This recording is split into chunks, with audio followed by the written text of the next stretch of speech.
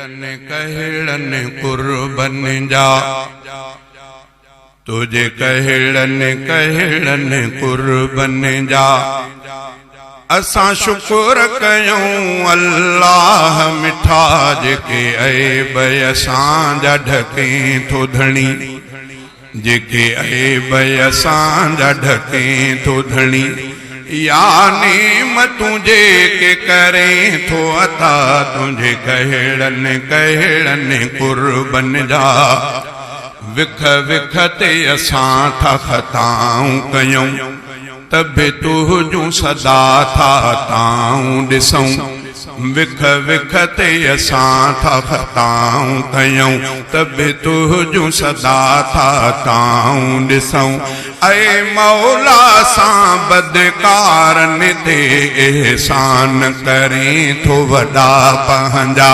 ऐ मौला सां बदकारन ते एहसान करें थो वॾा पंहिंजा तुझे कहड़न कुर्बन जा असां शुक्र कयूं अल्लाह मिठा तुझे कहड़न कुर्बन जा हिन हथड़न पेरन अखड़न खाऊं था गुनाह थियन दिल सां था मञूं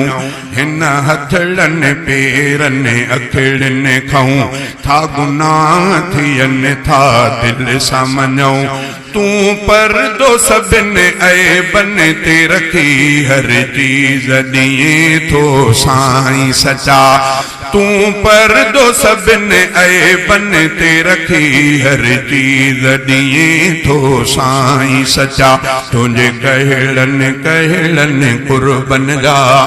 कॾहिं फर्ज में सुस्ती कोताही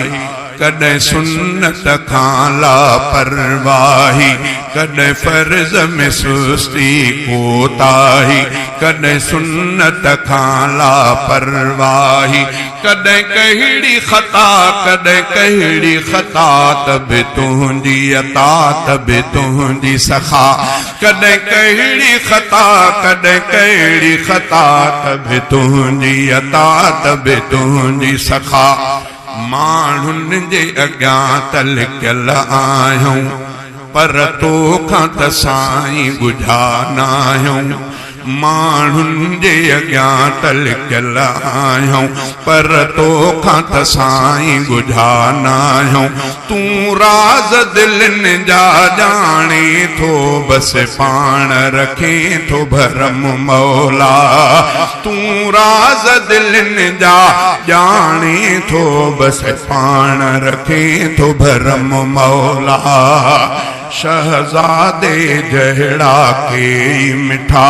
तुझे गंज मझा खाइन था बंदा खोराक बि दे पोशाक बि दे हर कंहिंखे थो तूं ई दाता तुझे कहड़न कुर्बन जा असां शुक्र कयूं अल्लाह मिठा जेके ऐब असांजा ढकें थो धणी